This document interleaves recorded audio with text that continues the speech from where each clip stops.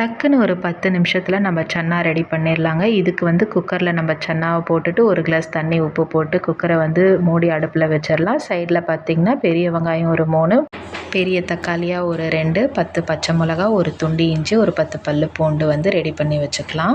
கடாயில் ஒரு 4 ஸ்பூன் எண்ணெயை விட்டுட்டு ஃபஸ்ட்டு இஞ்சி, பூண்டு, பச்சை மிளகா, வெங்காயம் போட்டு கொஞ்சம் வதங்கி வந்ததுக்கப்புறமா கொஞ்சம் தக்காளியும் போட்டு நல்லா வதக்கி எடுத்து வச்சுக்கலாம்.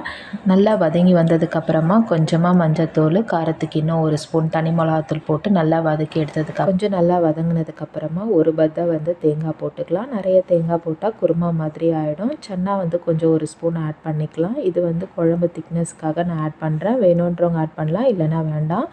இது எல்லாமே ஒரு மிக்ஸி பவுலில் போட்டு நல்லா அரைச்சி எடுத்து வச்சுக்கோங்க, நல்லா விழுதா. தனியாக இன்னொரு கடாயில் பட்டை, லவங்கம், சோம்பு எல்லாம் போட்டு தாளிச்சிட்டு இந்த அரைச்சி வச்ச விழுதை வந்து அதில் போட்டுக்கலாம். சுண்டல் வந்து 3 விசில் போட்டு எடுத்திங்கன்னா நல்லா சாஃப்டாக வெந்துடும். சுண்டலில் இருக்க தண்ணி மட்டுமே போதும். அந்த தண்ணியை ஆட் பண்ணிவிட்டு சுண்டலையும் ஆட் பண்ணிவிட்டு நல்லா மிக்ஸ் பண்ணி விட்டுடுங்க. ஒரு 2 நிமிஷம் நல்லா கொதிக்கட்டும்னு சொல்லிவிட்டு கருவேப்பிலை, கொத்தமல்லி போட்டு இறக்குனிங்கன்னா நல்லாவே வாசனையாக இருக்கும். இதுக்கு வந்து சப்பாத்தி, பூரி, இட்லி எல்லாத்துக்குமே ரொம்பவே சூப்பராக இருக்கும் இந்த சன்னா. இது ரொம்ப சிம்பிளானது. காரம் கம்மியாக ஆட் பண்ணிங்கன்னா பசங்களுமே ரொம்ப விரும்பி சாப்பிடுவாங்க. என்னோடய வீடியோ உங்களுக்கு அம்மாவோட சேனலை சப்ஸ்கிரைப் பண்ணிக்கோங்க. தேங்க்யூ.